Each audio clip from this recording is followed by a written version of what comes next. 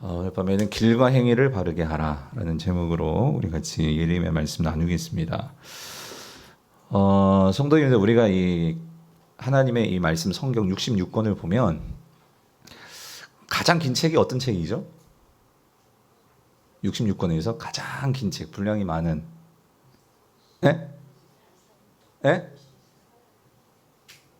여러분 성경 다 읽으셨잖아요. 예, 크게 뭐 어디예요? 이렇게 자신이 없으세요? 장로님 어디예요? 시편이죠. 그죠? 우리 역시 장로님. 시편이죠, 시편. 시편이 가장 분량이 많잖아요. 그죠? 그러면 그 다음으로 가장 분량이 많은 데는 어디일까요? 어디? 제가 오늘 어디를 본문을 택했는지 여러분 다 눈치 빠르신 분은 제가 왜 이 질문 하시는지 아실 것 같은데, 어디? 예레미야예요. 장수는 이사야가 많죠.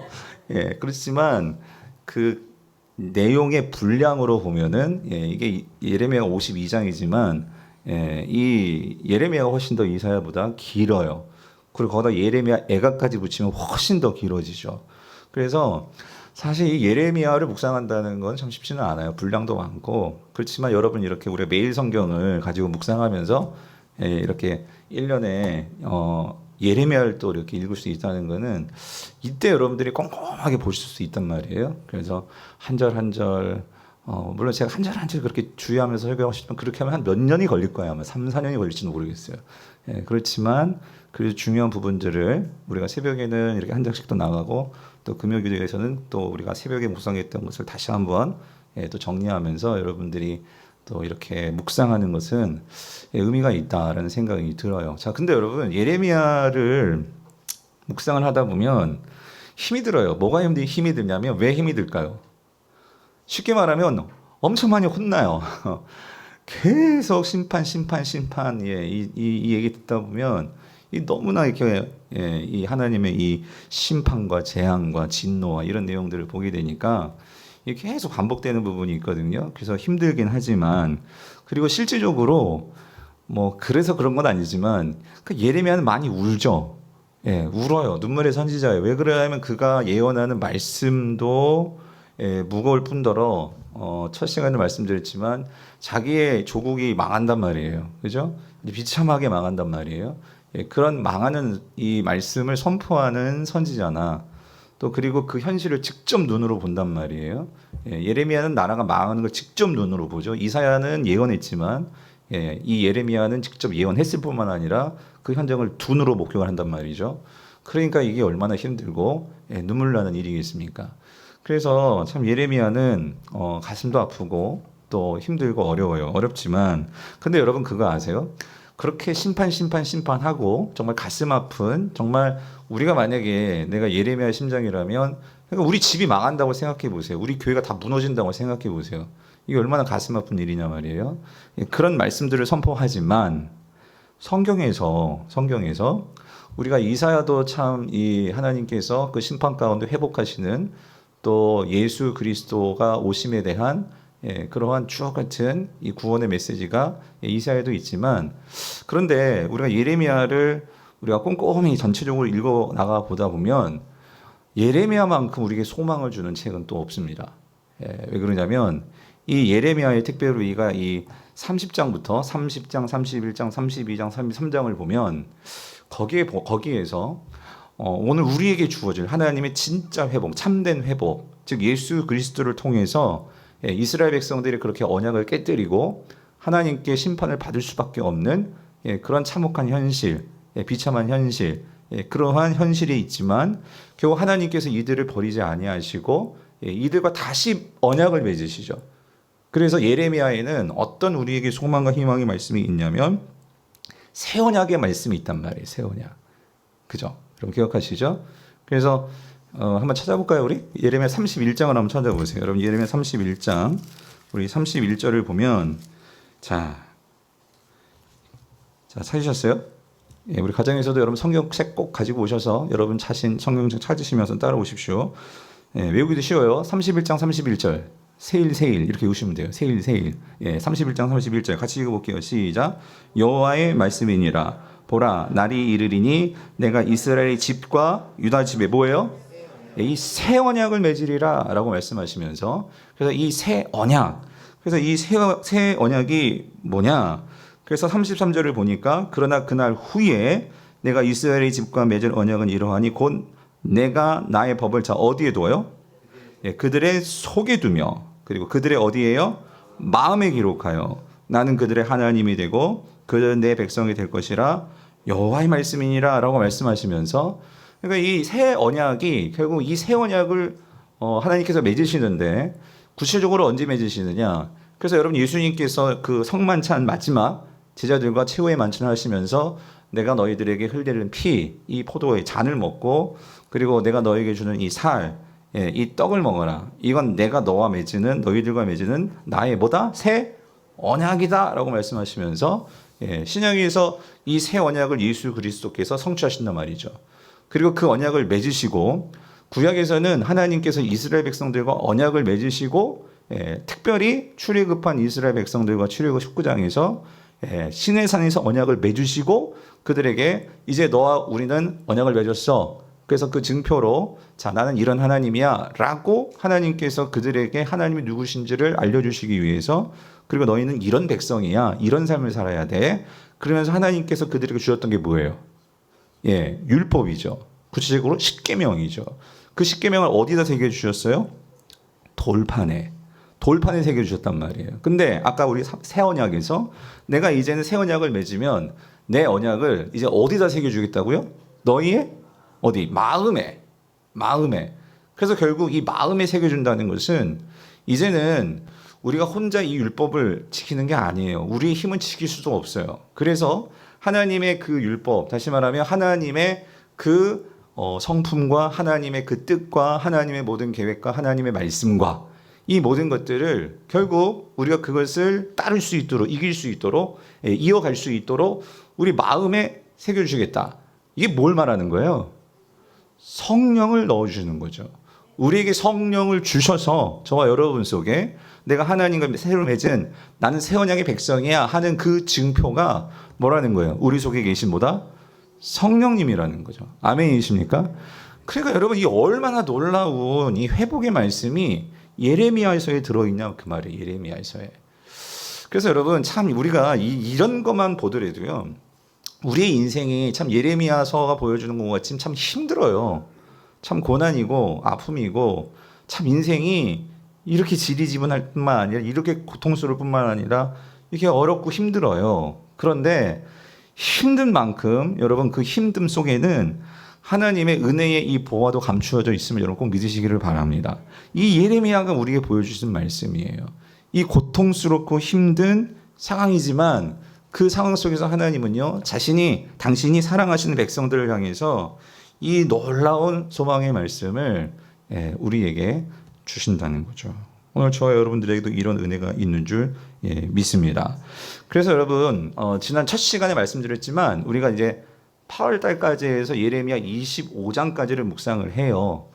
근데 예레미야의 그 전반부는 1장부터 24장까지예요. 그래서 24장까지가 전반부고 25장을 왜 매일 성경 이 편집자가 왜 25장에서 끊었을까? 저는 그렇게 생각이 들어요. 25장에서 처음으로 하나님께서 너희들이 결국 바벨론의 심판을 받을 거야. 그 1장부터 24장까지 줄기찬 하나님의 심판의 메시지예요. 근데 25장에서 비로소 하나님께서 뭐라고 말씀하시냐면 너희를 심판하지만 완전히 심판하는 게 아니야. 몇 년 동안?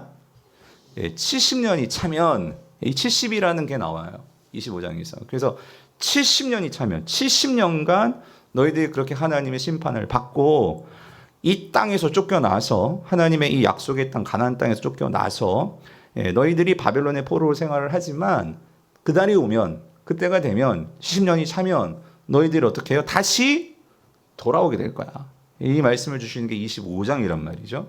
그래서 우리가 가진 이제 매일 성경에서는 8월까지 해서 25장까지 이제 묵상을 하실 거예요. 그리고 나서 26장부터 45장까지는 다시 한번 하나님께서 또 다시 반복하십니다. 이스라엘의 이 심판 그리고 그런 가운데서도 하나님이 주시는 소망 그거를 45장까지 하나님께서 줄기차게 이제 다시 말씀하세요.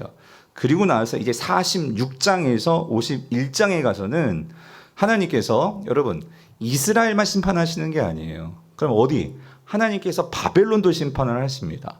네. 하나님께서 바벨론을 몽둥이로 사용하시지만 그 바벨론은 하나님의 도구일 뿐 그들도 분명히 하나님께서 심판하실 거예요. 왜? 그들은 자기 멋대로 자신의 힘들을 가지고 많은 약한 나라들을 약탈하고 강탈하고 그랬거든요. 그래서 공의의 하나님께서 반드시 그들을 심판하신다. 이 51장이에요. 그리고 나서 이제 52장에서 마지막으로 이 모든 것이 성취된 것을 이제 열왕기하 말씀을 가지고 가서 똑같이 거의 열왕기하 마지막 장 말씀과 똑같아요. 그 말씀을 이 52장에서 말씀하면서 시드기야가 다 막 눈이 뽑히고 그러면서 끌려가고 그래서 예루살렘이 성전이 무너지고 하는 내용이 이제 52장에서 끝나면서 이제 예레미야는 그렇게 끝나게 됩니다. 자, 근데 제가 오늘 장황하게 이걸 전체적인 구조를 왜 말씀을 드렸냐면 이 전반부에서 예레미야 이 전반부에서 우리가 오늘 아침까지 보았던 예레미야 7장이 중요합니다. 무슨 말이냐? 예레미야 1장은 하나님께서 이제 예레미야를 소명장이죠. 예레미야를 부르시고 그럼 내가 너를 왜 부르느냐? 하나님께서 예레미야를 부르는 그 이유, 그것을 1장에서 분명히 말씀하시죠. 그래서 여러분 1장에서 중요한 말씀은요. 여러분 이 말씀을 꼭 기억하셔야 돼요. 우리 1장을 다시 한번 보면은요. 자, 1장 여러분 10절을 같이 보세요. 9절과 10절을 같이 한번 읽어볼게요. 예레미야 1장 9절과 10절 같이 읽어보겠습니다. 시작. 여호와께서 그의 손을 내밀어 내 입에 대시며 여호와께서 내게 이르시되 보라 내가 내 말을 어디에 너의 입에 두겠다. 그래서 제가 첫날 말씀드렸죠. 그러니까 하나님은 지금 예레미야의 입이 필요하세요. 아무도 하나님께 마음을 두지 않고 자기의 삶에 빠져가지고 그렇게 살아가고 있는 이 이스라엘의 삶 속에서 하나님은 이제 예레미야를 들어 쓰셔서 이제 스피커로 사용하신단 말이에요. 예레미야서에서는 파수꾼이라는 단어 나오죠. 파수꾼으로 사용하신단 말이에요. 그래서 하나님의 말씀을 예레미야의 입에 두어서 그 하나님의 말씀을 선포케 하십니다. 근데 여러분 이거 우리에게 적용하면은요. 여러분 오늘 이 시대에도 하나님이 입을 필요로 하세요. 입술을 필요로 하세요. 무슨 말이냐면 이 어떤 면에서는 바벨론과 같이 정말 이 세상이 그 사단의 사단의 그 영향력에 사로잡혀서 이 세상은 지금 힘과 성공과 권력과 이 모든 논리에 세상을 지금 움직이고 있어요. 제국이 이 모든 것을 이 세상을 움직이는 원리예요. 그런 제국 중심적인 이 세상 속에서 하나님 나라가 지금도 겨자씨 같은 하나님 나라가 계속해서 누룩과 같이 번져나가고 있어요. 여러분 믿으십니까? 그래서 그 하나님 나라 운동을 하는 사람들이 사실은 저와 여러분들이에요. 하나님께서 결국 이 모든 것을 다스리시고 계시고 그리고 하나님은 결국 이 모든 제국들을 다 심판하십니다. 그게 성경의 이야기잖아요. 그리고 하나님 나라만이 영원히 서게 될 거예요. 여러분 믿으십니까? 그래서 그것을 오늘 이 시대에도 세상 속에서 선포할 사람들이 필요해요. 그게 저희고 그게 여러분들이에요. 그래서 하나님은 이 예레미야와 같이 그래서 여러분 진리를 알고 진리를 선포한다는 것은 어떤 면에서는 외로워요. 슬퍼요. 하지만 우리가요. 이 예레미야가 얼마나 많이 웁니까? 얼마나 그 당시에도 다른 선지자들 그 선지자들은 거짓 선지자들이었죠. 얼마나 많습니까? 그렇지만 하나님은 예레미야 입술에 진리를 주셨다고요. 오늘 저와 여러분에게도 하나님이 이 진리의 말씀을 맡기셨어요. 그럼 우리는 어떻게 해야 돼요? 선포해야 돼요. 선포해야 돼요. 여러분 그게 오늘 저와 여러분들 이 교회의 사명이죠. 그래서 이 말씀을 예레미야에게 주셨는데 오늘 저와 여러분들에게 주셨는데 그래서 여러분 우리가요 하나님께 기도해야 된다고 제가 지난주 설교했죠. 나에게 이 말씀을 선포할 수 있는 기회를 주셔서 그죠? 그게 여러분의 가정에서든지 직장에서든지 오늘 내가 하루 만나는 세상 속에서 누굴 만나든 기회를 주셔서 이 말씀을 들어야 하는 자들에게 말씀을 선포케 하시옵소서. 혹시 여러분들에게 선포하신 분 계십니까? 손을 마음으로 드십시오. 선포하시는 자에게 하나님께서 그 발을 아름답게 하시고 복을 주실 줄 믿습니다. 자, 그런 가운데, 자, 10절. 제가 10절 때문에 읽은 건데, 10절 읽어볼게요. 시작. 보라, 내가 오늘 너를 여러 나라와 여러 왕국 위에 세워 그랬잖아요. 그죠? 여러분 이것도 우리가 좀 깊게 묵상해 보면 지금 하나님께서요. 지금 문제는 이스라엘이 정확히 말하면 남유다가 지금 하나님을 배반한 상황이죠. 예, 우상을 섬기고 그런 상황이에요. 그러면 하나님께서 이렇게 말해야 될 것 같지 않으세요? 내가 너를 남유다에 세워 혹은 이스라엘에 보내, 예? 이렇게 말해야 될 것 같지 않으세요? 근데 여기서 하나님께 뭐라고 말씀하시냐면 오늘 너를 어떤 나라? 여러 나라. 그리고 어디 위에? 여러 왕국 위에 세우신대요. 이게 왜 이런 표현일까요? 그러니까 여러분 성경은요 한 글자 한 글자가 그냥 헛되게 나온 말이 없어요. 하나님은 이스라엘을 선택하셨고 이스라엘에게 복을 주시고 이스라엘을 축복하십니다. 그런데 하나님은 이스라엘에게만 그런 구원을 주시는 하나님이시니까? 이스라엘만 선택하셔서 구원하시는 하나님이세요? 아니에요. 하나님은 이스라엘을 세워서 그 여러 나라와 여러 왕국 가운데 이스라엘을 세워서 그 나라를 통해, 그러니까 이스라엘을 통해 그 여러 나라와 여러 왕국이 이스라엘을 보고 그 온 열방이 하나님께로 돌아오는 거, 나오는 거. 이게 하나님의 비전이에요. 하나님의 꿈이에요.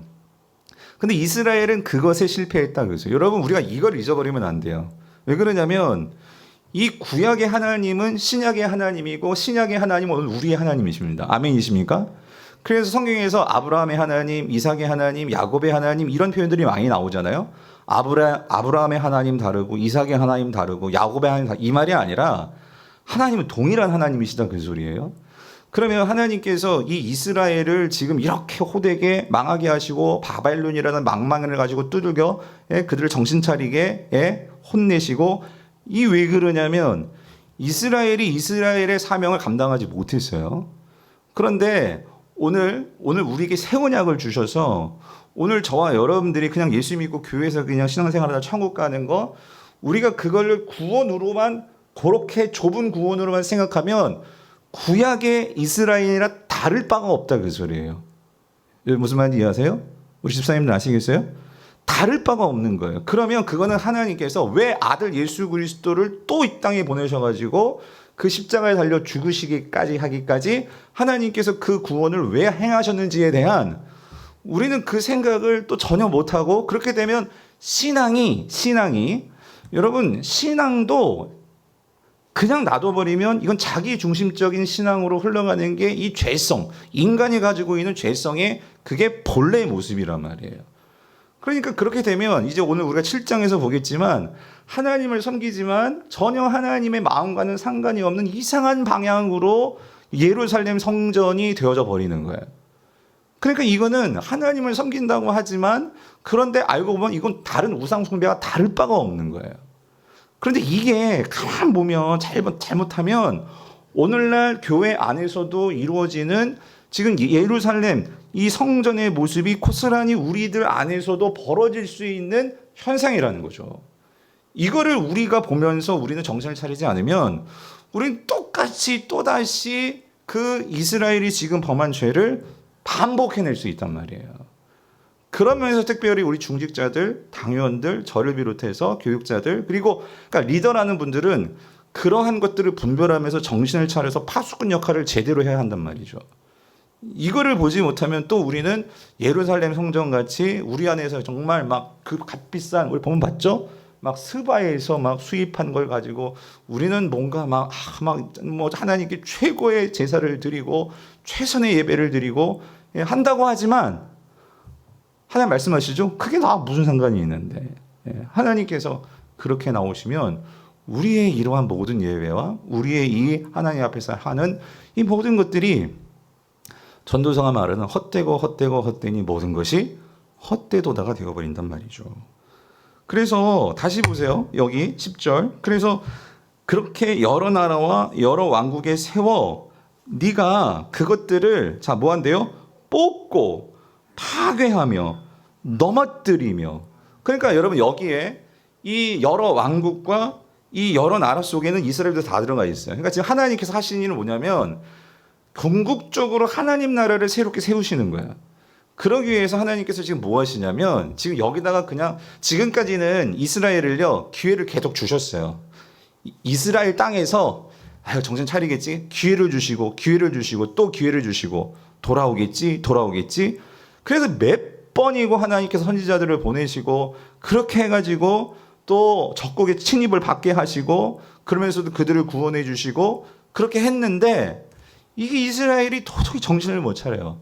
그러니까 어떻게 하는 거예요? 아예 그 땅에서 어떻게 하는 거예요? 쫓아내 버리는 거지. 네, 정신 차리게. 제가 말씀드렸지만 하나님 심판은 결국 그들을 망하게 하려는 게 아니라 구약에서 하나님 심판이 보여주시는 것은 아직 최후의 심판이 아니란 말이에요.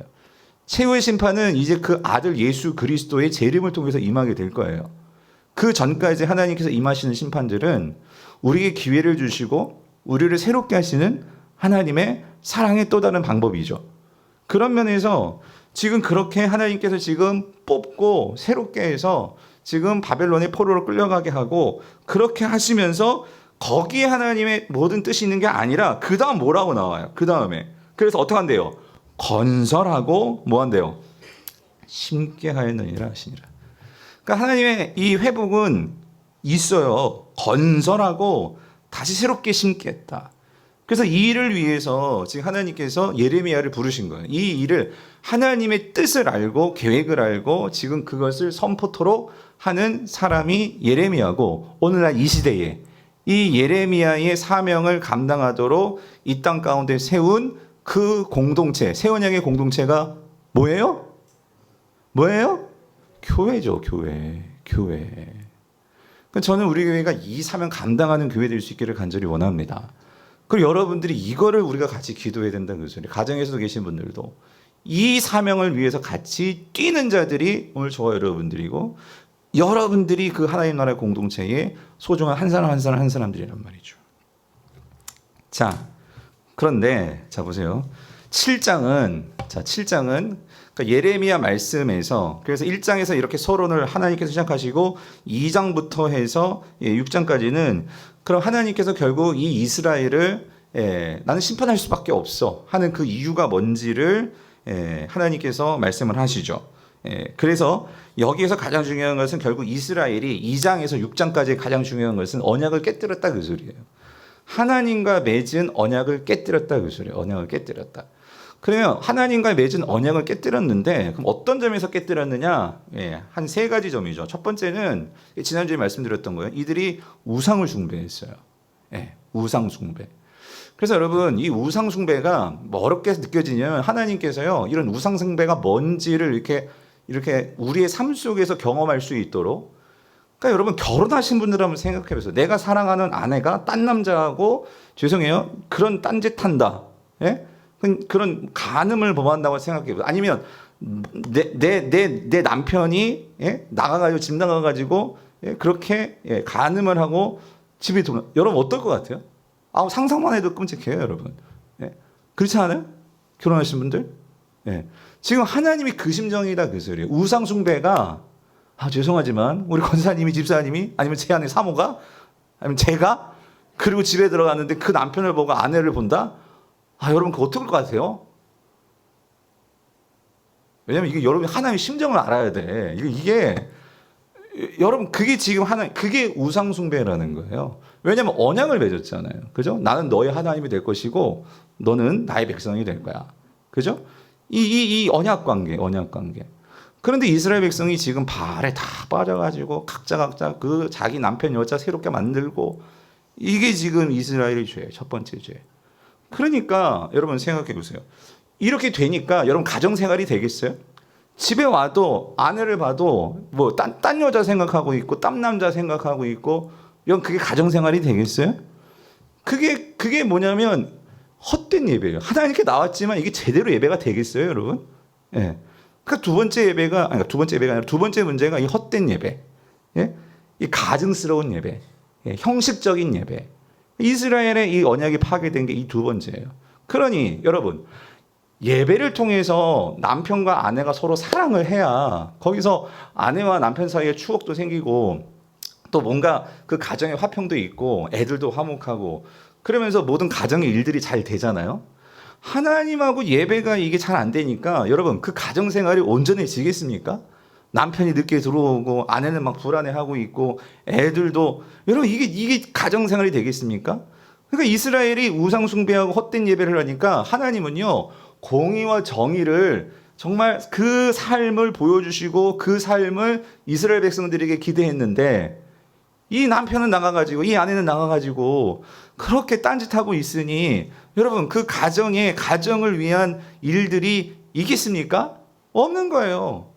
그러니까 이스라엘 백성들 삶 속에서 이 하나님께서 바라시는 이 정의, 공의 이게 완전히 무너져 버린 거예요. 없어져 버린 거예요. 그러니까 이게 이스라엘의 지금 현실이란 말이에요. 예.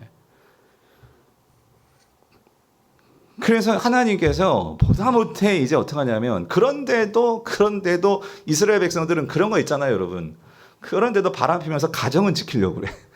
형식적이지만 가정은 이혼하지는 않고 왜? 사회적으로 사람들도 보는 눈은 있잖아요. 예? 그러니까 그러고 있는 거예요. 그러니까 하나님께서 똑같은 거예요. 똑같아요, 완전히. 그래가지고 하나님께서 예레미야를 보내가지고 그 성전에 가서 이상한 짓거리 하는 그러한 제사장들과 이 선지자들과 거짓 선지자들 그리고 왕들과 그리고 이스라엘 백성들을 향해서 좀 선포 좀 해. 도저히 안 되겠다. 그래서 오늘 이 7장은 예레미야의 성전 설교라고 말하는 하나님께서 그 성전에 보내셔서 지금 그 성전의 이 가증스러움과 그들의 죄를 낱낱이 고발하고 하나님께서 말씀하시는 그 장면이 성전 설교예요. 근데 여러분 이게 어디로 연결되냐면요. 그래서 여러분 보십시오. 결국 이스라엘 백성들이 결국 이렇게 하나님께서 예레미야를 보내고 했는데도 결국은 이스라엘은 결국 망하고 하나님께로 돌이키지 않습니다. 그래서 결국 마지막에 하나님께서 진짜 성전에 누구를 보내시느냐? 신약에 가면 누구를 보내시죠? 예수 그리스도를 보내십니다. 하나님의 아들을 성전에 보내셔서 정신 못 차리는 이 제사장들과 정신 못 차리는 이스라엘 백성들을 향해서 헛된 예배에 대해서 주님께서 그 모든 성전에서 장사하는 사람들, 모든 사람들을 어떻게 해요? 다 내어 쫓으시고 이 집은 만민이 기도하는 집이고 아버지의 집이고, 그죠? 그 집을 회복하는 일을 누가 하시느냐? 예수 그리스도가 하시죠. 우리가 그런 모습들까지도 연결을 지을 수가 있단 말이죠. 그래서 오늘 보면 2절을 보면은요. 1절, 1절을 다시 한번 같이 읽어볼게요. 시작. 여호와께로부터 예레미야에게 말씀이 임하니라 이르시되 너는 여호와의 집 문에 서서 이 말을 선포하여 이르기를 여호와께 예배하러 이 문으로 들어가는 유다 사람들아 여호와의 말씀을 들으라. 자, 저는 이 2절을 보면서요. 참 하나님의 마음 이 느껴지는데 어떤 마음이냐면 이거예요. 지금 이러한 가늠하는 영적으로 가늠하는 사람들이 그런데도 어디로 가고 있냐면 여호와께 뭐 하러 가요? 예배는 하러 갑니다. 예배하러 가는데 그 예배가 정말 진정한 예배겠냐 말이에요. 그래서 하나님께서 이 유다 사람들아 하면서 예레미야를 통해서 뭘 들으래요? 여호와의 뭘 들으라고? 말씀을 들으라 그 소리예요. 말씀을 들으라. 여호와의 입에서 나오는 이 말씀을 들으라. 그러니까 여러분 이걸 보면서요 우리가요 여호와의 성전에 가지만 여호와의 성전은 하나님의 임재가 있는 곳이죠. 하나님의 말씀이 선포되는 곳이지만 여러분 우리가 한번 정말 나 자신을 돌이켜봐야 돼요. 성전에 왜 가냐 말이에요. 우리가 성전은 하나님을 알고 하나님과 교제하고 하나님의 말씀을 들어가야 되는 거 아니겠어요? 그죠? 그런데 이게 아이러니가 뭐냐면 성전에 가지만 결국 여호와의 말씀을 듣고 오는 것이 아니고 그냥 내 생각을 더 증폭시키고 내 마음의 탐욕과 내 마음의 욕심과 내 마음의 바램과 하나님 뜻과는 전혀 상관없이 어떤 내 주장을 이루고자 하는 그런 것을 가지고 성전에 갈 수 있다 그 소리예요. 그러니까 여러분 사실 성전은요 어떤 면에서는 우리가 정말 하나님을 만남으로 우리가 깨어지고 그래서 성전은 때로는 아픈 곳이 될 수 있어요. 왜? 우리가 고침을 받아야 되니까. 새로워져야 되니까. 그런데 단순히 성전이 나의 합리화시키고 나를 합리화시키고 나의 소망을 더 지지받고 더 그것을 강화시키고 여러분 그런 성전이라면 여러분 그건 하나님의 성전이 아닐 수 있다는 거죠. 그래서 뭐가 문제냐? 왜 여호와의 말씀을 들으라라고 말씀하실까? 그러니까 이들은 여호와의 성전에 갔지만 여호와의 말씀을 제대로 못 듣는 거예요. 네, 그렇죠? 왜 그러느냐? 그 이유를 3절에서 말씀하세요. 3절 같이 읽어볼게요. 시작. 만군의 여호와 이스라엘 하나님께서 이와 같이 말씀하시되 너희 길과 행위를 바르게 하라. 그리하면 내가 너희로 이곳에 살게 하리라요. 그래서 여기 이곳에 살게 하리라를 뭐 성전을 해석할 수도 있고 이 가나안 땅, 지금 이스라엘 땅으로도 해석할 수 있지만 우리가 7절과 연관을 짓는다면 7절에 이곳이 땅이다라는 표현이 나와요. 그래서 이거는 이스라엘 땅, 결국 이스라엘 땅이라고 저는 봐요. 왜 그러냐면 결국 이 땅에서 살게 해라 했는데 이들이 회개하지 않아서 결국 그 땅에서 쫓겨나죠. 그렇죠? 예, 그렇게 되는 것을 볼 수 있는데, 근데 여기 중요한 건 이거예요. 왜 쫓겨나느냐? 예? 왜 쫓겨나느냐? 결국 아담과 하와가 에덴 동산에서 쫓겨났듯이 이스라엘 백성들이 쫓겨난단 말이에요. 하나님의 약속의 땅에서 쫓겨난단 말이에요. 그 이유가 뭐냐면 뭐라고요? 뭐 때문일까? 너희 길과 행위를 바르게 하라. 이 말은 지금 너희 길과 행위가 문제가 있다 없다? 문제가 있다 그 소리예요. 거기에 문제가 있다 그 소리예요.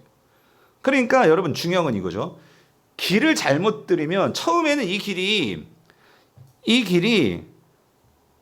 처음에는 모르지만 나중에 가면 잘못 길을 들이면 이게 완전히 딴 방향으로 가게 되는 거잖아요. 그죠? 근데 이스라엘 백성들이 지금 성전에 들어왔지만 그런데 그들이 들어오는 그 길이 이 뭔가 잘못되어 있었어요. 그래서 여기서 이 길이라고 할 때 이 길이라는 단어는 그러니까 이거는 이제 비유적인 거죠. 이 도, 길. 그러니까 이게 무슨 말이냐면 이거는 삶의 방식을 말하는 거예요. 삶의 방식. 그러니까 내 삶의 태도를 말하는 거예요. 그러니까 이 길이 누구를 향해 있는 길이냐? 성전에 오지만 이스라엘 백성들의 그 삶의 길, 삶의 방향은 하나님께 있는 길이 아니었어요.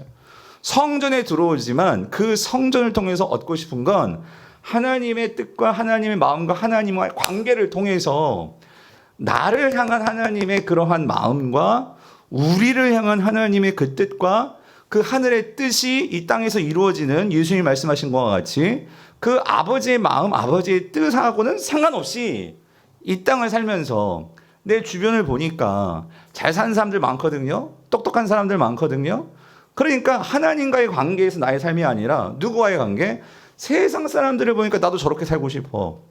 나도 세상 사람들처럼 뭔가 하나님, 나도 좀 더 뭔가 돋보이고 싶어요. 그러니까 나를 하나님과의 관계에서 내가 하나님의 형상을 가졌잖아요. 그럼 내가 하나님의 형상으로서 나의 삶 속에서 하나님을 닮아가는 삶의 방향으로 삶의 길이 이게 노정이 돼야 되는데 이게 사람들과의 관계 속에서 이 사람과 나를 보면서 하나님은요, 나를 사랑하시고 나의 모습대로 사랑하시면서 이 모습을 통해 하나님을 닮아가기를 원하는데 우리는 여러분 탕 보세요. 세상 사람들이 아니 저와 여러분도 마찬가지 살면서 우리가 힘든 거는요. 나를 좋아하지 않고 우리는 나를 원하지 않고 세상의 어떤 그런 스타, 세상이 말하는 어떤 그런 모습을 보면서 그래서 그거 아니에요. 마치 성형외과 가서 이 사람처럼 만들어주세요. 이 사람 얼굴처럼 고쳐주세요. 그러니까 하나님은 내 얼굴, 내 판을 가지고 하나님과의 관계 속에서 나만이 나타낼 수 있는 이 나만의 얼굴이 드러낼 수 있는 이 매력을 만들어내기를 원하는데 우리는 다 살아가면서 세상에서 TV가 보여주는 그러한 매력, TV가 보여주는 어떤 그러한 이 형식, 형상 이것들을 가지고 나 이렇게 만들어주세요. 하나님 나 이렇게 좀 만들어주세요. 이러고 있는 거예요. 우리의 삶의 방향과 방식이 잘못되었다는 소리예요. 네. 그러니까 우리가 성전에 나오는 것은 우리의 삶의 방식과 우리가 세상에서 살다 보면 우리 악기 하시는 분들 이게 다 풀어져요. 악기를 조율을 해야 돼요. 그래야지만 제대로 소리가 나와요. 우리가 주님 앞에 나와서 우리가 매일 조율받고 점검받고 그러니까 하나님이 여러분 각자 저의 삶과 여러분의 삶이 다 달라요. 옆에 계신 집사님과 장모님의 삶이 다 달라요. 예. 그래가지고 내 삶을 가지고 이 사람은 왜 이제 그렇게 말할 수가 없는 거예요. 예. 나는 나고 너는 너고 그런데 중요한 건 하나님과의 관계에서 우리 각자 상황에 맞게끔 여러분 여러분 각자에게 하나님 주신 상황과 하나님이 주신 맡겨주신 사명들이 있어요. 그래서 섣불리 사람들을 그래서 성경은 비판하지 말라는 게 그거예요. 왜 비판하게 되냐면 나의 기준을 가지고 우리가 하나님을 믿는다고 하지만 나의 기준과 너의 기준과 우리 상황이 다 달라요. 그렇기 때문에 우리가 나의 것을 가지고 일반화시킬 수는 없어요. 평균적으로 성경이 말해주는 모습을 가지고 우리가 말할 수는 있겠지만 그렇지만 다 달라요. 우리가 그것을 가지고 하나님과의 관계에서 그래서 나 자신도 그래요. 남들이 나한테 말하는 것은 그러니까 결국은 다 우리를 사랑하기 때문에 말하는 거지만 나의 상황가 완전히 그 사람들은 나의 상황을 몰라요. 그렇기 때문에 말은 하지만 그게 바로 누구예요? 욥기의 친구들이에요. 욥기의 친구들은 나름대로 욥에게 좋은 말을 해준다고 했지만 그 말은 욥에겐 상처였죠. 예. 왜 그러냐면 이건 지금 하나님과의 욥과의 관계에서 이건 독특한 욥의 문제지. 이 친구들은 그냥 일반적인 응가응보의 법칙으로 그렇게 얘기를 하고 있는 거예요. 그래서 우리가 그런 면에서 성숙해진다는 것은 우리가 정말 하나님과의 관계에서 오늘 나의 관계에서 너의 관계에서 우리가 그것들을 종합적으로 볼 수 있는 그런 태도와 마음을 갖는 거. 여러분 이게 성숙한 신앙인의 크리스천의 모습이죠. 예. 다시 돌아와서 지금 이스라엘 문제는 그러니까 이 삶의 방식, 태도가 문제가 있다는 그 소리예요. 그래서 여러분 우리가 이 예언서에서 선지서에서 제가 누차 말씀드리지만 우리의 삶과 우리의 삶의 방식은요 결국은 하나님을 닮아가는 방식이 돼야 돼요. 아멘이십니까? 그래서 그것을 한 단어로 표현하는 게 선지서에서 나오는 게 그게 공의라고 제가 말씀드렸어요. 근데 공이라는 말이 우리 성경에서 공의로도 번역됐다가 정의로 번역됐다가 왔다 공도라고 했다가 왔다 갔다 하기 때문에 제가 한 단어를 말씀드렸죠. 그게 뭐예요? 이제 기억하시죠? 뭐예요? 한 분이라도 아시면 크게 말씀해 주세요. 뭐예요? 네, 또 말씀드릴게요. ጼ데카. 이제 기억하시죠? 예. 하나님과의 관계. 오늘 내가 하나님께 삶의 방식을 맞추고 하나님과의 그 관계를 통해서 하나님과 이걸 좀 더 쉽게 말하면 하나님과 친해지는 거예요. 하나님을 아는 거죠. 하나님을 내가 정말로 알아갈 때 우리는 그 하나님의 공의를 깨닫게 되는 거예요. 아멘이십니까? 그래서 여러분 이 말씀이 중요한데 9장을 보세요. 9장 예레미야서에서 이거 제가 찾으라고 적어왔나? 예, 적어왔네. 근데 여러분 찾아보세요. 이 말씀은 좀 형광펜 칠하고 예레미야서 정말 중요한 말씀이고요. 자, 뭐라고 말씀하시자면 여러분 성경책 있으시면 23절부터 읽어볼게요. 시작. 여호와께서 이와 같이 말씀하시되 지혜로운 자는 그의 지혜를 뭐예요? 그러니까 세상은요 자신의 지혜를 자랑해요. 그리고 우리도 지혜를 가져야 돼요. 근데 지혜만 가지고서는 안 돼요. 또 그의 용사는 그의 뭐예요? 용맹을 자랑한단 말이에요. 난 그걸 자랑하지 말래요. 왜냐하면 진짜 자랑해야 될 거 있거든요. 부자는 그의 부함을 뭐예요? 자랑하지 말라는 거예요. 세상 사람들은요 지혜만 있어도 자랑할 수 있고 그렇잖아요. 서울대 나오면 여러분 사람들이요 알아주는 거 아니겠습니까? 여러분 내가요 용맹 권력이 있으면은요 세상에서 알아주지 않습니까? 돈 그건 더 알아주지 않습니까? 그런데 정말 자랑해야 될 게 있다 그 소리예요. 그게 뭐냐면 자 24절 자랑하는 자는 이것으로 자랑할지니 곧 뭐예요? 명철하여. 그래서 여기 지혜라는 단어를 명철로 바꿨지만 여기서의 명철은 그게 뭐냐면 이거라는 거. 나를 뭐 하는 거? 아는 것. 여러분 하나님을 아는 것. 예? 아무리 지혜가 많아도 하나님을 모르는 지혜는 죽은 지혜예요. 예. 하나님을 아는 것이라고 해서 이 야다라는 히브리어는요. 이거는 여러분 이거예요. 그냥 지식으로 아는 게 아니라요. 야다는 관계적으로 아는 거예요. 체험적으로 알고, 그러니까 지식적으로 알 뿐만 아니라 그 나의 지식이 삶 속에서 하나님과의 그 친밀한 이 연합과 관계들을 통해서 그걸 진짜 아는 거. 그러려면 아주 쉽게 말하면 순종으로까지 가야 돼요. 하나님을 아는 것은요, 순종으로까지 간 그것이 아는 거예요. 선지서들을 통해서 우리가 알 수 있는 것은. 그러니까 ጼ데까는 뭐냐면요, 이거예요. 하나님을 아는 거예요. 그러니까 ጼ데까라는 것은 나의 삶의 방향이 하나님께 노정되어서 여러분 하나님을 아는 것이 여러분 수능 시험 봤다고 뭐 모든 지식을 다 아는 거예요? 아니잖아요. 수능은요. 대학교에 가서 공부할 수 있는 원뜻은 그거잖아요. 대학교에 가서 얘가 공부를 할 수 있을까 없을까? 예, 그 대학 수학 능력 평가잖아요. 대학에 가서 공부할 준비가 되어 있나 안 되어 있는가 이거를 평가하는 거잖아요. 하나님을 아는 것도요. 우리가 하나님을 한 번 알고 끝낼 겁니까? 계속해서 하나님을 알아가면 알아갈수록 우리는요 더 하나님을 알고 싶어지게 되어 있어요. 왜? 하나님은요 풍성하신 분이시기 때문에. 여러분 아멘이십니까? 그러니까 우리가 그거를 모르니까 세상에 자꾸 우리가 세상의 것들에 취해지는 거예요. 근데 하나님의 좋은 것을 알면 알수록 우리는 더 좋은 것을 추구하는 게 당연한 거예요.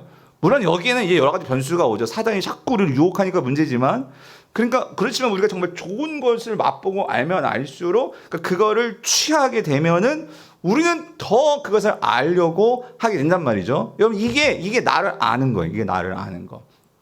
그래서 이 나를 아는 게 뭐가 포함되냐면 하나님을 알게 되면은요. 첫 번째는요. 하나님의 그 성품 중에 이 사랑, 그 사랑을 알게 되는 거예요. 그래서 그 사랑을 알게 될 때 그 사랑은요 반드시 이 째렉가하고 연결이 돼요. 그래서 여기 정의 공이 나오는데 여기서 사랑은 히브리어로 헤세드예요. 하나님의 이 긍휼과 나를 향한 하나님의 그 무한하신 자비와 이게 무엇인지를 정말 알게 되면 여러분 생각해 보세요. 이 모든 천지 만물의 그 주인이신 그 하나님을 나를 사랑하신다는 거. 그러니까 이게 우리는요, 이게 제대로 감이 안 오실 거예요. 그러니까 이거를 알면은 하나님의 그 사랑이 강권하시는도다 사도 바울이 그렇게 말할 수밖에 없는 거예요. 그러니까 하나님의 사랑은요, 계속해서 알아가는 거예요. 제가 목사를 하면서 큰 유익은 그거예요. 뭐냐면 계속 하나님의 사랑을요, 날마다 더 알아가는 거예요. 그러니까 말씀을 더 알고 싶고, 더 공부하고 싶고, 그리고 그걸 아는 것만큼 우리 성도들에게 이걸 더 어떻게 더 주고 싶고, 알려주고 싶고. 그러니까 제가 설교가 길어진다니까요, 여러분. 왜냐면 더 이거를 막 알려주고 싶으니까. 예? 저도 벌써 46분이 되어버렸네. 이럴 때마다. 예? 그러니까 여러분 하나님의 사랑이 알면 알수록 여러분 그렇지 않아요? 우리 알면 알수록 막 더 막 그 사람과 함께하고 싶고 더 있고 싶고 그렇지 않아요? 예. 그런데 그러니까 이 공이 째릴까가 하나님과의 관계가 깊어지면 깊어질수록 거기 그냥 빠져드는 거예요. 아니 여러분 신앙이 그런 차원이 있다 그 소리예요. 저는 우리 성도님들이 그런 차원에 좀 들어가셨으면 좋겠어요. 그리고 우리 청년들이 그런 걸 더 일찍 맛보면 맛볼수록 지금 박유한 목사 50대 이렇게 누리는 것보다 여러분이 30대, 20대 이걸 더 풍성하게 누리면 앞으로 이거를 얼마나 더 많이 누릴 수 있고 얼마나 더 많이 알 수 있고 얼마나 더 많이 풍성하게 가질 수 있냐 말이에요. 근데 이게 그때는 몰라 그거를. 그죠? 그래서 우리는요 이런 생각도 해야 돼요. 나이고 많고 적고 그게 중요한 게 아니라요. 지금 알아야 돼. 지금. 우리 행복한 모임 권사님들도 제가 너무 감사드리니까요.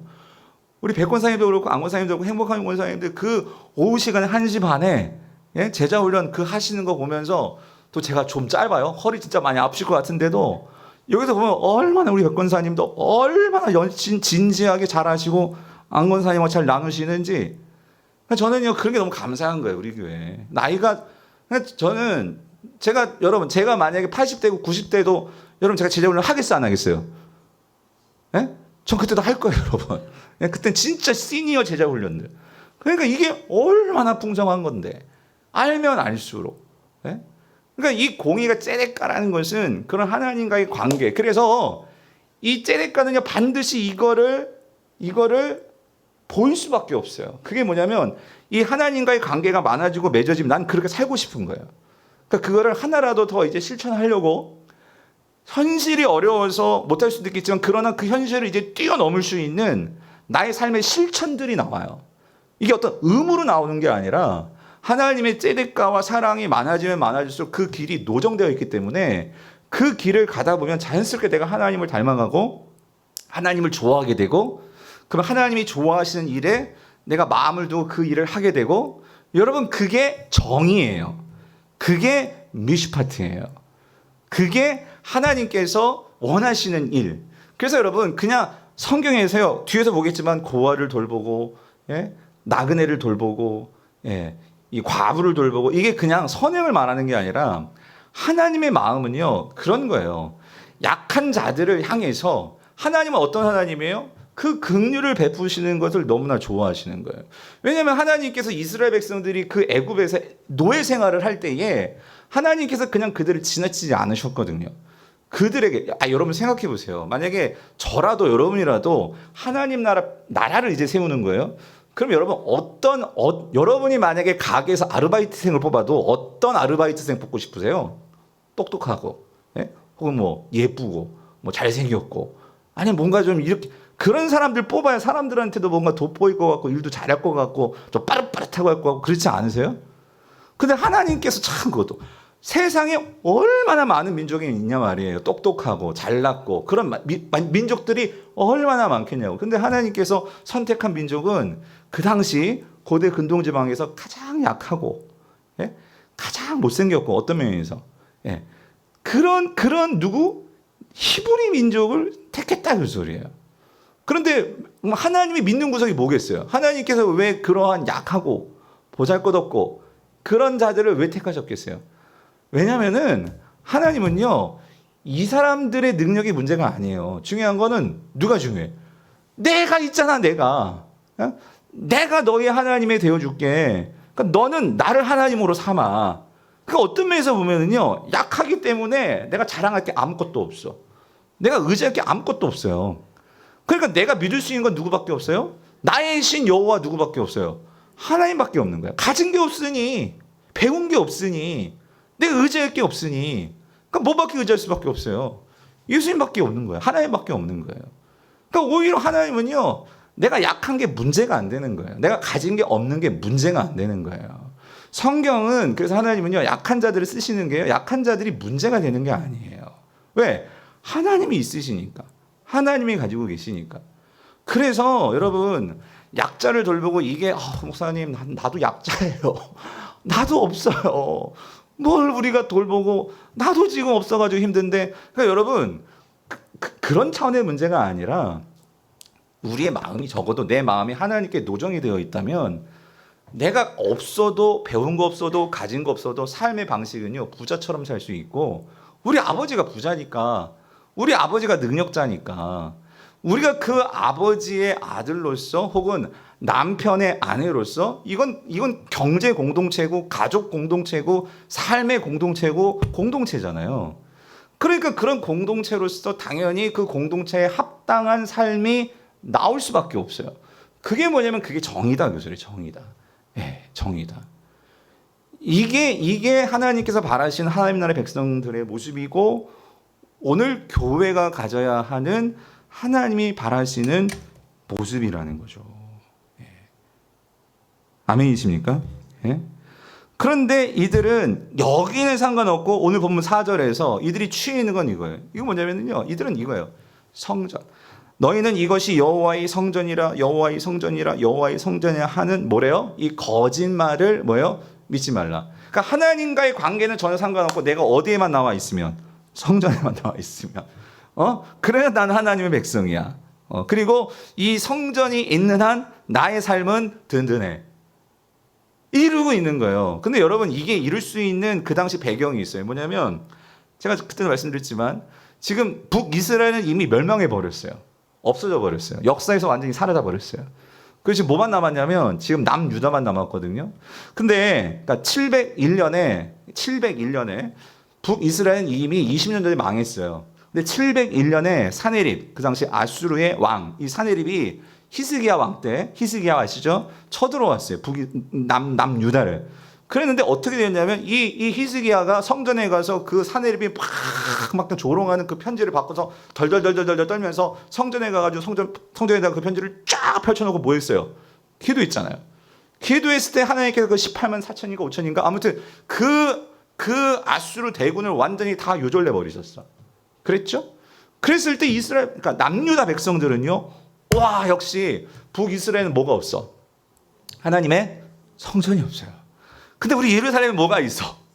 성전이 있어. 그러니까 어찌됐든 저찌됐든 무조건 성전에만 가가지고 뭐만 잘 드리면? 제사만 잘 드리면.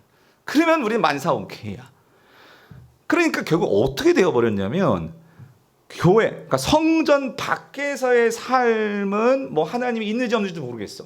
성전 밖에서의 삶은 그냥 내가 주인 돼가지고 그냥 바알 문화 따라가면서 그렇게 살다가 이제 요즘 말로 말하면 주일이 되면 딱 목욕 재개하고 딱 성경 끼고 그리고 교회 와가지고 앉아가지고 다 알죠. 교회 오면 무조건 먼저 기도하고 하면서 예배는 드리고 그리고 또 예배 딱 드리고 나아가면 그때부터는 성경도 없고 하나님도 없고 그냥 세상의 그 바알 문화대로 세상 문화대로 그렇게 살다가 그러니까 이게 교회 안과 밖이 그러니까 성전 안과 밖이 너무나 다른 거예요. 무슨 말인지 이해되시죠? 그러면서 성전이 어떻게 되느냐? 그러니까 하나님과의 관계와 이런 하나님의 공의와 정의와 그러니까 하나님을 향한 그 길, 그러니까 째레가와 그리고 아까 3절에서 행위는 이게 미슈파트거든요. 나의 삶, 구체적인 삶의 열매 이런 것들이 같이 연결돼서 나올 수밖에 없는데 이게 성전이 그냥 건물이 진짜 건물이에요. 그냥 들어가가지고 그냥 제사만 하고 그냥 하나님 나 이런 소망이 있어요. 나 좀 돈 좀 잘 벌게 해주세요. 그럼 기도할 수 있다고 하지만 그런데 중요한 건 하나님의 마음을 들으려고 하지 않는 거예요. 그래서 아까 말씀드렸잖아요. 예레미야 보고 내 말을 좀 전해. 그래서 너희들은 예배드리는 들어가는 사람들 여호와의 말씀 좀 들어라. 여호와의 말씀 좀 들어라. 지금 예레미야가 그걸 선포하고 있단 말이죠.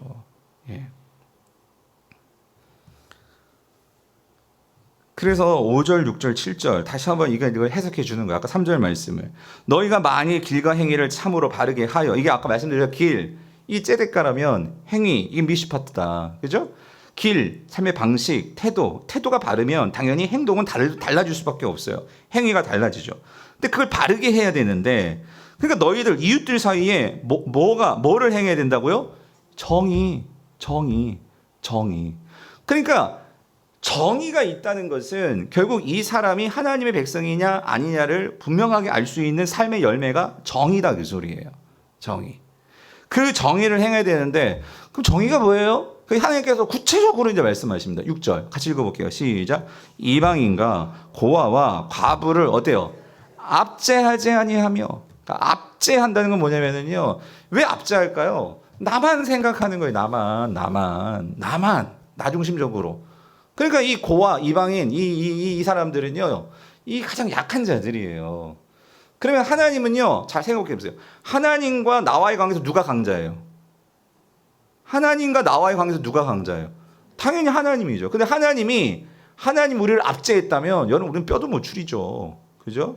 우리 벌써 심판받아도 지옥 가도 벌써 지옥불에 떨어진 지가 언젠지 오래됐을 거예요. 근데 하나님은 지금까지도 우리를 어떻게 해요? 긍휼히 여겨주시고 기회를 주시고 참아주시고 그렇죠? 받아주시고 그러니까 오늘 우리가 성도들이 그런 하나님의 백성이라면 오늘 저를 돌아보는 거예요. 여러분을 돌아보는 거예요. 우리가 삶 속에서 살아갈 때 만나는 사람들에게 그러니까 이게 꼭 고아 가부 선행해라 구제라 그 의미도 있어요. 너무 우리가 그런 것들에 관심을 안 가지니까. 근데 중요한 핵심은 뭐냐면 그러니까 우리가요 이 주변을 돌아보면서 내가 정말로 어찌됐든 나 중심적이 아니라 그 사람들의 입장에서 얼마나 힘들까, 얼마나 배고플까, 얼마나 아플까, 얼마나 눈물 흘렸을까.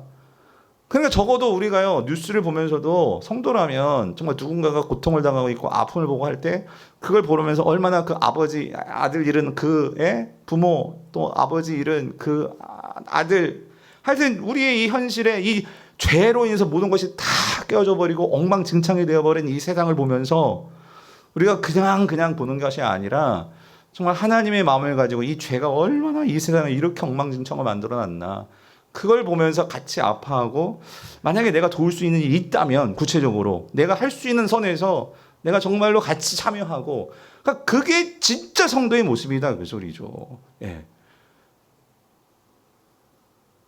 뿐만 아니라 결국 이렇게 모든 원인이 된 것은 결국 왜 이런 정의가 나타나지 않느냐 이제 그 이유가 뒤에 나오잖아요. 다른 신들 뒤를 뭐예요? 따랐다. 그러니까 여러분 우리가 어떤 신을 섬기느냐가 그 사람의 정의를 만드는 거예요. 그 사람의 삶의 열매를 만든단 말이죠. 그러니까 내가 하나님을 잘 따르면 따를수록 당연히 우리의 삶에서는요 아름다운 주님의 닮은 그러한 정의가 나올 수밖에 없다 그 소리예요. 그런 면에서 오늘 우리 교회도 공동체적으로도 개인적으로도 그렇지만 우리 교회가 정말 하나님을 잘 따라가는 일을 위해서 애쓰는 제자 훈련하는 교회로서 우리가 살고 있는 여러분들이 정말 작고 크고 같이 섬겨서 공동체적으로 이 지역을 섬기고 어떻게든지 함께 주님의 이름을 드러내려고 하고 이런 것들이 장년들에만 있는 것이 아니라 우리 청년부에도 있고 우리 유소년부에도 있고 우리 청소년부에서도 있고 또 뭐 전도회도 있고 뭐 이런 모습들이 더 많이 나타났으면 좋겠다. 그게 담임 목사의 이 말이 아니고 이 하나님께서 원하시는 그 일이니까.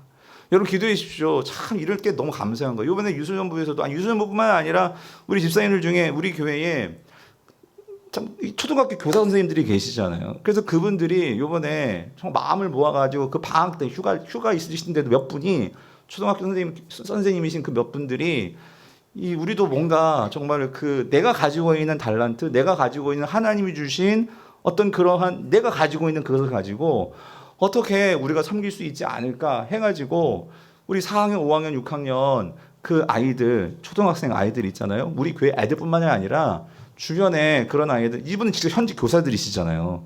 2주간 교회로 오라고 해서 같이 교제하고 그리고 같이 시간을 두고 우리 선생님들이 이제 수학을 봐주고 공부를 봐주겠다. 그러니까 이게 꼭 뭐 예배 드리자면 세상 애들 부모들이 안 보낼지 모르겠지만 우리 현직 교사 선생님들이잖아요. 이분들이 그분들이 그 교회에 와서 방학 기간이니까 아이들 오게 해가지고 같이 수학 지도해주고 그래서 1학기 복습 시켜주고 그리고 같이 뭐 또 우리 양정희 선생님 보니까 양정희 선생 같은 경우에 또 애들 만화 그리시잖아요. 그러니까 그런 아이들에게 요즘 애들도 그렇게 뭐 웹툰 좋아하니까 그런 만화 그리는 거 그런 것들도 가르쳐주고 이런 프로그램을 지금 준비해가지고 오시다가 아마 뭐 이렇게 현수막 보시고 하셨을 거예요. 그게 뭐냐는 거예요. 그게 뭐냐면 왜 그렇게 뭐 이분들이 뭐 교회에서 돈을 줍니까? 뭘 합니까? 그러면 그 일주일 동안 여기 나와가지고 2주간 하시는데 와가지고 그렇게 하는데 왜 그렇게 애들 고생을 하고 왜 그러시는 거예요? 그게 미시파트란 말이죠. 미시파트. 내가 정말로 하나님의 이 째대가를 아는 하나님과의 관계를 아는 교사로서 학교에서만이 아니라 세상 속에서 그야말로 세상 속에서 교회는 장소를 열어드리는 거고 이런 게 저는 너무나 감사한 거예요. 우리 교회에서 그분들만이 아니라 여러분이 가지고 있는 뭔가가 있잖아요. 그러니까 우리 교회 재봉하시는 분들도 많아요. 그럼 재봉을 할 수 있는 뭔가도 있지 않을까요? 난 분명히 있다고 생각해요. 그 안에서 우리가 선하게 같이 마음을 모으고 할 수 있는 그거는 정말 하나님께서 여러분들 각자 갖게 해주신 우리의 삶을 더 세상 속으로 확장시키고 사실 그거 하려고 요번에 이거 선교축제 하는 거예요. 여러분 하나님께서 우리 모두를 각자 삶 속에서 보내셔서 하나님께서 우리를 통해 하나님의 그 공의와 정의를 드러낼 때 여러분 우리는 결코 망하지 않을 줄 믿습니다. 우리는 결코 이 땅에서 쫓겨나지 아니하고 7절 내가 너희를 이곳에 살게 하리니 곧 너희 조상에게 영원 무궁토록 준 땅이니라. 여러분 이게 천국에 들어가는 삶이에요. 여러분 여기서 말하는 영원 무궁토록 주는 땅이 뭐냐면 하나님께서 궁극적으로 회복하시는 이 새하늘과 새 땅. 여러분 천국은요 이 땅에 임합니다. 이 땅에 그런 삶을 사는 것을 꿈꾸는. 그래서 여러분이 직접 참여하지 않더라도 이걸 위해서 많이 기도해 주십시오. 저는 이게 또 우리 선생님들이 이렇게 준비하시는데 또 애들이 없으면 안 되잖아요. 애들이 없으면. 그다음에 주변에 4, 5, 6학년 동네 있는 엄마들이나 동네에 보이는 초등학생들이 있으면 좀 많이 좀 이렇게 그냥 가보라고.